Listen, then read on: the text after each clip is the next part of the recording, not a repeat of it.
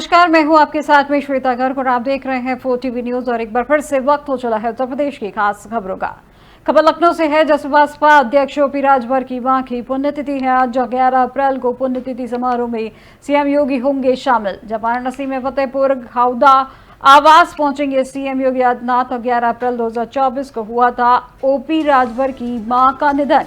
इस वक्त की बड़ी खबर आपको लखनऊ से जुड़ी बड़ी खबर आपको बताई जा रही है, जहां पर सुभाषपा अध्यक्ष ओपी राजभर की मां की पुण्यतिथि है। आज 11 अप्रैल को पुण्यतिथि समारोह में सीएम योगी होंगे शामिल और वाराणसी के फतेहपुर खाउदा आवास पहुंचेंगे सीएम योगी आदित्यनाथ। जो 11 अप्रैल 2024 को हुआ था ओपी राजभर की मां का निधन।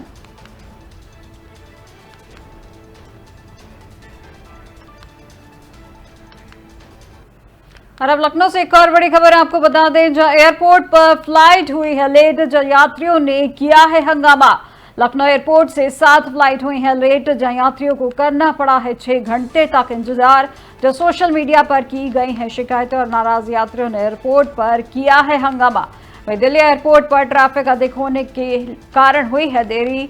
इंडिगो एयरलाइन ने दी ट्रैफिक अधिक होने की वजह। इस वक्त की बड़ी खबर लखनऊ से जुड़ी बड़ी खबर आपको बताई जा रही है, जहां पर फ्लाइट लेट हुई है, जहां पर बताया जा रहा है एयरपोर्ट पर फ्लाइट हुई है लेट, जहां यात्रियों ने हंगामा किया है। और लखनऊ एयरपोर्ट से तकरीबन 7 फ्लाइटें लेट हुई हैं और यात्रियों को करना पड़ा था इस दौरान 6 घंटे तक इंतजार। जहां सोशल मीडिया पर की गई शिकायतें और नाराज यात्रियों ने एयरपोर्ट पर किया है हंगामा। दिल्ली एयरपोर्ट पर ट्रैफिक अधिक होने से हुई है देरी। इंडिगो एयरलाइन ने दी ट्रैफिक अधिक होने की वजह।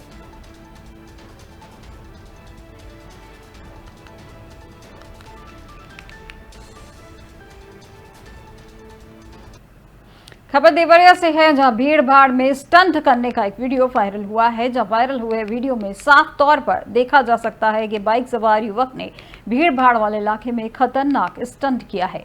मामले की जानकारी होने पर पुलिस ने बाइक पर 4000 रुपए का चालान जारी किया है। यह पूरा मामला बघौच घाट थाना क्षेत्र के बिशनपुर बाजार का बताया जा रहा है।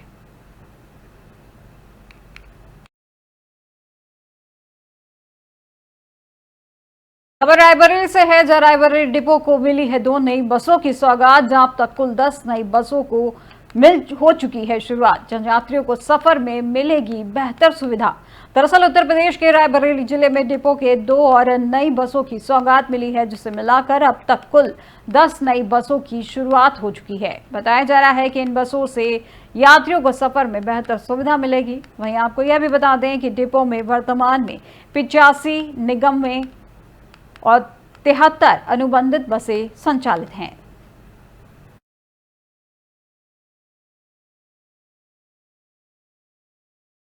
खबर राजधानी लखनऊ से है, जहां 5 रूटों पर 50 इलेक्ट्रॉनिक बसें दौड़ेंगी, जिनमें लखनऊ, अयोध्या, प्रयागराज, कानपुर, रायबरेली, वाराणसी रूट शामिल है। और इसको लेकर बताया जा रहा है कि परिवहन विभाग और मेसर्स आरजी आदि के बीच समझौता हुआ है और एमओयू साइन किया गया है। अब इन बसों से यात्रियों को आरामदायक और प्रदूषण मुक्त यात्रा का लाभ मिलेगा।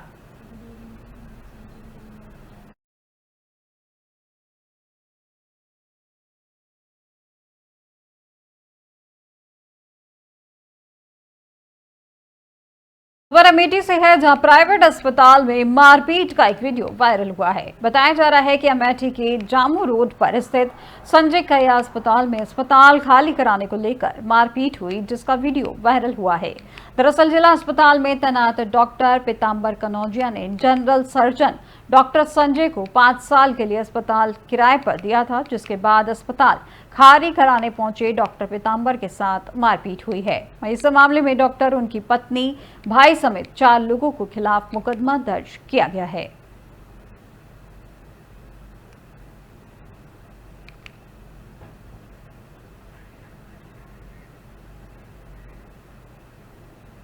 बुलंदशहर जिले से खबर सामने आ रही है, जिसमें पेट्रोल पंप मैनेजर की गोली मारकर हत्या कर दी गई है। और इसको लेकर बताया जा रहा है कि पेट्रोल पंप मैनेजर ने बोतल में पेट्रोल देने से मना किया था, जिसके बाद बाइक सवार 2 हथियारबंद हमलावरों ने वारदात को अंजाम दिया और मौके से फरार हो गए हैं। इस घटना पर पंप कर्मियों के मुताबिक पंप मैनेजर को 4 गोलियां लगी थी, जिनकी अस्पताल ले जाने के दौरान मौत हो गई। घटना की सूचना पर एसपी सिटी सीओ सिकंदराबाद समेत भारी पुलिस बल मौके पर पहुंचा है और मामले की जांच पड़ताल कर रही है। साथ ही फरार आरोपियों की तलाश में जुटी हुई है। यह पूरी घटना सिकंदराबाद के सिकंदराबाद जेवर स्टेट हाईवे पर जौली गांव के पास स्थित पंप की बताई जा रही है।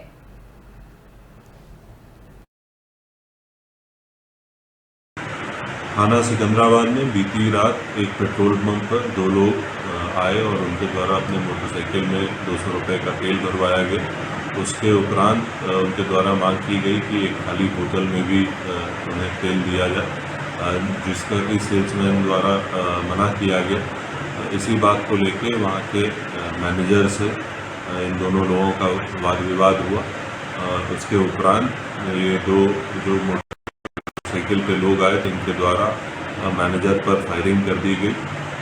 मैनेजर को एक इलाज के लिए अस्पताल में भर्ती कराया गया था, जहां पे कि उसकी मृत्यु हो गई है। तहरीर प्राप्त कर सुसंगत धाराओं में मुकदमा पंजीकृत कर लिया गया है। सीसीटीवी के आधार पर अभियुक्तों की शिनाख्त कर ली गई है तथा उनकी गिरफ्तारी के प्रयास किए जा रहे हैं। शीघ्र ही इन्हें गिरफ्तार कर लिया। कानपुर में आज सुबह से बिजली की तेज गरज और ओले के साथ जोरदार बारिश हुई है और इसको लेकर बताया जा रहा है कि मौसम विभाग ने मौसम को लेकर पहले ही बारिश को लेकर अनुमान जताया था और इस पर मौसम विभाग ने कहा कि सक्रिय पश्चिमी विक्षोभ के कारण कानपुर और अन्य जगहों पर गरज चमक के साथ बारिश हुई है, जिसका प्रदेश के कई जिलों में असर देखा गया है। इस बारिश के कारण दिन के पारे में 4 से 2 डिग्री की गिरावट की संभावना बनी हुई है।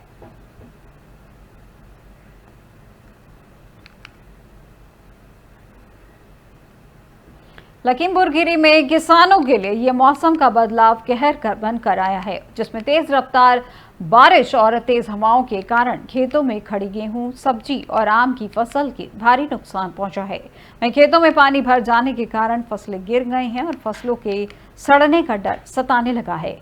दरअसल बुधवार की देर शाम से मौसम ने अचानक करवट ले ली थी और दोपहर के समय आसमान में घने बादल छा गए थे और फिर देर शाम होते ही लखीमपुर खीरी के गोला, बिजुआ, निघासन, पलिया समेत कई अन्य क्षेत्रों में तेज बारिश के साथ ओलावृष्टि शुरू हो गई। इस अप्रत्याशित मौसम परिवर्तन से यहाँ जनजीवन प्रभावित हुआ है और तेज बारिश और ओलावृष्टि के चलते खेतों में खड़ी रबी की फसल को नुकसान पहुंचने की आशंका जताई जा रही है। खासकर गेहूं और सरसों की फसल, जिनकी कटाई का समय नजदीक है, वे सबसे अधिक प्रभावित हो सकती है।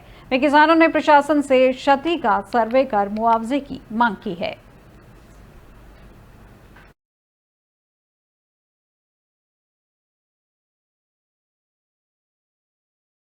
सहारनपुर में छुट्टी पर आए एक फौजी की गोली मारकर हत्या कर दी गई थी, जो 4 दिन पहले छुट्टी लेकर अपने घर आया था। फौजी के शव की सूचना मिलने पर पुलिस और फॉरेंसिक टीम मौके पर पहुंच गई है। घटनास्थल पर नमूने लिए जा रहे हैं। बताया जा रहा है कि मृतक अपने चचेरे भाई की हत्या का मुख्य गवाह था और 8 अप्रैल को कोर्ट में उसकी आखिरी गवाही हुई थी। वहीं मृतक का शव घर से 300 मीटर की दूरी पर मिला है। वहीं मामला थाना रामपुर मनिहारन का बताया जा रहा है। युवक थे, 25-26 साल की उम्र थी और आज सुबह खेत में इनका गोली लगा शव मिला था। पुलिस को जब सूचना प्राप्त हुई तो पुलिस मौके पर पहुंची और यहाँ पर फील्ड यूनिट की टीम को भी बुलाया गया। यहाँ पर सारे जो साक्ष्य हैं वो एकत्र किए गए, घर वालों से वार्ता की गई और तो ये निकल के आए कल शाम को 7 बजे के आसपास ये अपने भतीजे के साथ मोटरसाइकिल पर गए थे बाहर और उनके भतीजे के द्वारा उनको बीच में कहीं छोड़ा गया। उसके बाद ये शराब लेने के लिए कहीं गए थे और उसके बाद ये यहाँ पर कुछ लोगों के साथ आए। उन सभी लोगों के बारे में पुलिस को नाम प्राप्त हुए हैं और उनसे पूछताछ की जा रही है और घर वालों की जो तहरीर है उसके आधार पर मुकदमा पंजीकृत किया जा रहा है और मृतक का जो शव है उसका पोस्टमार्टम की कार्रवाई उसकी की जा रही है और इसके आधार पर अभी अग्रिम कार्रवाई की जाएगी। युवक थे। हापुड़ जिले में मायावती की भतीजी ने दहेज उत्पीड़न का केस दर्ज कराया है, जिसमें हापुड़ नगर पालिका चेयरमैन समेत 7 पर केस दर्ज किया गया है। इनमें पति, सास ससुर, जेठ जेठानी, ननद, मौसा पर केस दर्ज हुआ है, जिन पर 50 लाख दहेज और एक फ्लैट मांगने का आरोप लगा है। वहीं मायावती की भतीजी एलिस ने पति विशाल को नपुंसक बताया और इस मामले में न्यायालय के आदेश पर केस दर्ज हुआ है।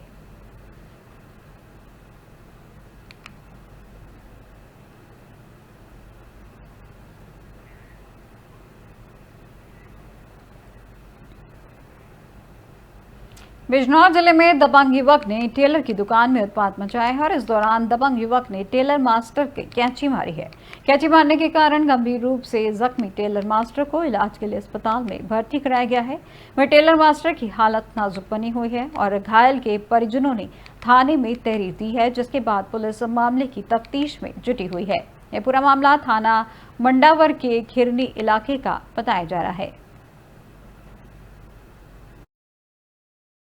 आज दिनांक 10 अप्रैल को थाना मंडावर के ग्राम खिन्नी में टीकम नाम का व्यक्ति सुरेंद्र की टेलर की शॉप पर कपड़े लेने गया था, जहां पर किसी बात को लेकर सुरेंद्र की दुकान पर काम करने वाले जीशान से उसकी कहासुनी हो गई, जिस पर टीकम ने वहीं पर रखी कैंची से उस पर वार करके उसे घायल कर दिया। इस सूचना पर तत्काल पुलिस मौके पर पहुंची और जीशान को अस्पताल में भर्ती कराया।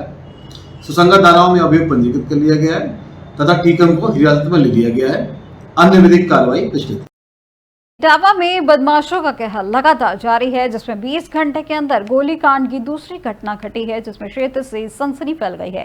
दरअसल इटावा के भरथना थाना क्षेत्र में एक और गोलीबारी की घटना सामने आई है, जिसमें 74 वर्षीय रिटायर्ड PWD अधिकारी गोलीकांड में घायल हुए हैं।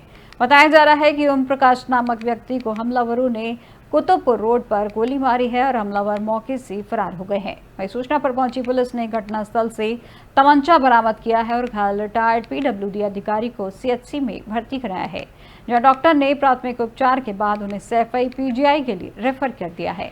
वहीं इस घटना से क्षेत्र में सनसनी फैल गई है, क्योंकि 20 घंटे के अंदर यह दूसरी गोलीबारी की घटना है। ना क्या हमारे पास फोन आया था कि जो है पापा जी को गोली मार दी है किसी। आप कहाँ रहते हो? हम गांव में थे। पापा कौन से गांव में? मोड़ी में। मोड़ी जी। और पापा कहाँ? पापा जी जो है कुतुबपुर रोड पे जो है हमारा मकान बना हुआ है BCG कॉलेज से आगे। अच्छा, कुतुबपुर रोड पे जी, समर लगी हुई है वहाँ। तो क्या फोन आया? फोन आया कि पापा जी को किसी ने गोली मार दी है। अच्छा, पापा जी आपके किसी में सर्विस करते हो? जी, PWD से रिटायर है। अभी थोड़ी देर पहले 8 बजे करीब एक ओम प्रकाश नाम का एक पेशेंट आया, जिसको फायर आर्म इंजरी थी। चेस्ट पे उसके गन शॉट का मार्क मिला है और टैटूइंग मार्क मिला है, जिसको देखते हुए हमने उसको सैफई रेफर कर दिया है। पीलीभीत में नगरपालिका के तालाब को ठेकेदार सौंदर्यीकरण के नाम पर पाटने लगा है, जहां तालाब में बड़ी संख्या में जलीय जीव जंतु भी हैं। वहीं तालाब में कई कछुए तालाब पटने से ऊपर आ गए हैं और इधर उधर भागने लगे हैं। स्थानीय लोगों के विरोध के बाद मौके पर SDM सदर आशुतोष गुप्ता पहुंचे और मामले में पटान को रुकवाकर जांच शुरू करवाई है। बताया जा रहा है कि शहर के नकटेदाना चौराहे पर नगरपालिका का एक पुराना तालाब है, जहां नगरपालिका सौंदर्यीकरण कराने का दावा कर रही है, लेकिन ठेकेदार ने दर्जनों ट्रॉली डालकर तालाब को पाटना शुरू कर दिया है, जिससे जलीय जीव जंतु इधर उधर भागने लगे हैं और स्थानीय लोगों ने मौके पर पहुंचकर विरोध किया, जिसके बाद SDM मौके पर पहुंचे हैं और भरोसा दिलाया है कि किसी भी हाल में तालाब का स्वरूप नहीं बदला जाएगा और जांच कर ठेकेदार पर कार्रवाई अमल में लाई जाएगी। किसी भी तालाब और उसमें रहने वाले जीव जंतुओं की सुरक्षा करना सर्वोच्च प्राथमिकता का विषय है। जैसे ही मुझे आज ये पता चला कि नकटादाना तालाब में इस तरह की कार्रवाई हो रही, मैं स्वयं मौके पर गया और मैंने संबंधित ठेकेदार को निर्देशित किया है कि इसे किसी प्रकार से स्वीकार नहीं किया जाएगा, पूरी सुरक्षा होनी चाहिए और तालाब का जो मूल स्वरूप है उसमें किसी प्रकार के परिवर्तन की अनुमति नहीं। किसी भी तालाब और उसमें रहने वाले उत्तर प्रदेश की अब तक की खबरों में फिलहाल बस इतना ही और देश दुनिया की तमाम जानकारी के लिए देखते रहिए 4TV न्यूज़। नमस्कार।